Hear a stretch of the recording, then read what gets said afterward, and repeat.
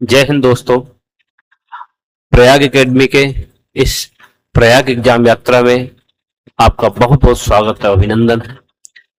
मैं आज आपके लिए लेकर आया हूं महत्वपूर्ण जानकारी उत्तर प्रदेश में लेखपाल भर्ती से संबंधित।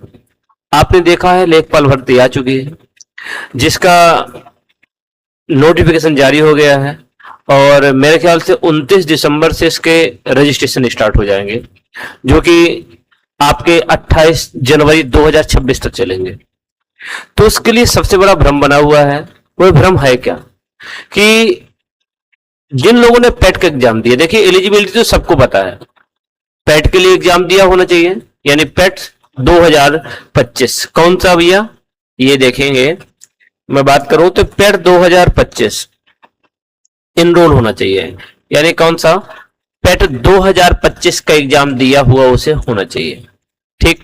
और साथ में इंटरमीडिएट होनी चाहिए।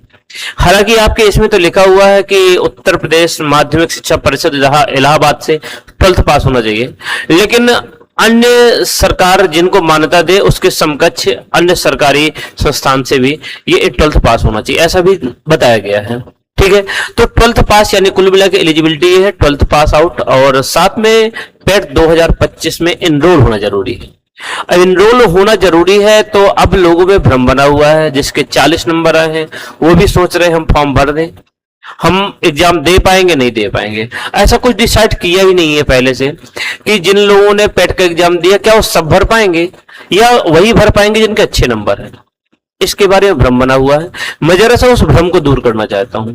तो देखेंगे भ्रम कैसे दूर करना है, कौन कौन लोग भर सकते हैं, कौन कौन लोग नहीं भर सकते, है ना। किनको कौन भरे फॉर्म तो उसको मेंस एग्जाम देने को मिलेगा, कौन भरे ना भरे कि जिसको नहीं देने को मिलेगा, है ना। यानी मेरिट लिस्ट में कौन आ सकता है कौन नहीं आ सकता। तो भैया आप लोगों को बताना चाहता हूँ थोड़ा सा, बस सिर्फ यही थोड़ी जानकारी देना चाहता हूँ।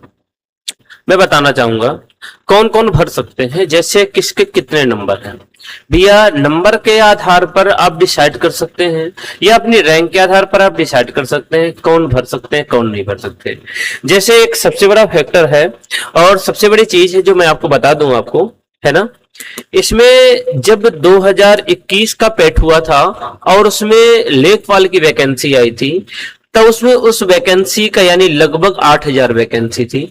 इस 8000 वैकेंसी का लगभग कितने गुना, 30 गुना अभ्यर्थियों को बुलाया था, यानी 30 गुना अभ्यर्थियों के लिए मेरिट जारी की थी, है ना। लेकिन इस बार क्या हुआ है, इस बार देखेंगे नोटिस आपको मैं पढ़ के दिखाता हूं, स्पष्ट रूप में देखिए लिखा हुआ क्या लिखा है कि लिखित परीक्षा के संबंध में विशेष नोट लिखा हुआ है। प्रारंभिक अर्हता परीक्षा 2025 के नॉर्मलाइज्ड स्कोर के आधार पर की जाएगी। प्रश्नगत विज्ञापन विज्ञापित पदों के सापेक्ष श्रेणीवार 15 गुना अभ्यर्थियों को बुलाया जाएगा। कितने गुना अभ्यर्थियों को बुलाया जाएगा, 15 गुना। 15 गुना अभ्यर्थियों का मतलब हो गया कि यानी कैसे, यानी टॉप से ऐसा कहेंगे कि 15 गुना, यदि मैं 8000 राउंड फिगर में बात करूं, इस 8000 का 15 गुना कितना होता है मेरे दोस्तों, 8000 का 15 गुना होता है 1,20,000, यानी लगभग 1 से 1.5 लाख कैंडिडेट को बुलाना। उन्हें कितने को बुलाना है, 1 से 1.5 लाख अभ्यर्थियों को ये मेरिट जारी की जाएगी। अर्थात जिनकी रैंक टॉप से 1 से 1.5 लाख होगी, यानी टॉप से 1 से 1.5 लाख के अंतर्गत होंगे, उन्हीं का मेरिट में नाम आएगा, बाकी सबको छटनी करके बाहर कर दिया जाएगा। तो मेरे दोस्तों इसके द्वारा स्पष्ट हो गया होगा। अब आप सोच रहे होंगे रैंक कैसे अपनी पता करूं। यदि मुझे आपको रैंक पता करनी है तो हमारा नेक्स्ट वीडियो जरूर देखें और कमेंट सेशन में कमेंट करें कि हमें क्या देखनी है, हम रैंक कैसे पता करें, हमारी रैंक क्या है।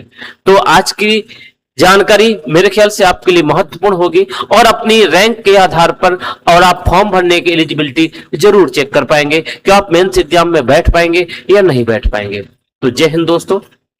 Yeah.